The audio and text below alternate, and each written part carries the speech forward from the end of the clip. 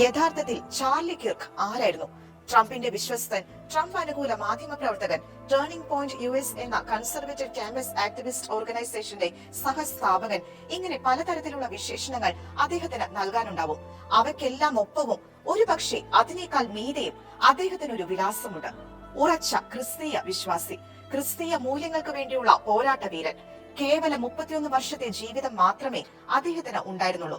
പക്ഷേ ഈ കാലയളവിൽ ഭൂരിപക്ഷത്തിനും സാധിച്ചിട്ടില്ലാത്ത വിധത്തിൽ ക്രിസ്തീയ പ്രബോധനങ്ങൾ യുവജനങ്ങളിൽ പടർത്താൻ ചാർലി കിർക്കിന് സാധിച്ചു. ഇവാഞ്ചലിക്കൽ ക്രിസ്ത്യൻ സഭാ വിഭാഗത്തിലെ അംഗമായിരുന്നു എങ്കിലും കത്തോലിക്ക സഭയോട് ചായ്വും പരിശുദ്ധ അമ്മയോട് വണക്കവുമുള്ള വ്യക്തിയായിരുന്നു അദ്ദേഹം. ഫോൺ ഉപയോഗം പോലും മാറ്റിവെച്ചുള്ള അദ്ദേഹത്തിന്റെ കൃത്യനിഷ്ഠയോടെയുള്ള സാബത്ത് ആചരണങ്ങൾ ഏറെ ശ്രദ്ധ നേടിയവയാണ്.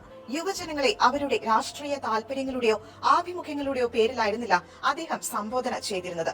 മറിച്ച് വിശ്വാസത്തിൽ അധിഷ്ഠിതമായ ഒരു ജീവിതം നയിക്കാൻ അവരെ പ്രാപ്തരാക്കുന്നതിന് വേണ്ടിയായിരുന്നു. ക്രൈസ്തവർ നേരിടുന്ന വിവേചനങ്ങൾക്കും ജെൻഡർ ഐഡിയോളജിക്കുമെതിരെ നിരന്തരം ശബ്ദിക്കുന്ന വ്യക്തിയായിരുന്നു ചാർലി കിർക്ക്. തന്റെ ക്രിസ്തീയ വിശ്വാസം മറകൂടാതെയും മടികൂടാതെയും പങ്കുവെക്കുന്നതിൽ അദ്ദേഹം ആരെയും ഭയന്നിരുന്നില്ല. ഗർഭചിത്രം കൊലപാതകമാണെന്നും അതൊരിക്കലും അനുവദനീയമല്ലെന്നും ഉള്ളതായിരുന്നു ചാർലിയുടെ എന്നത്തെയും നിലപാട്.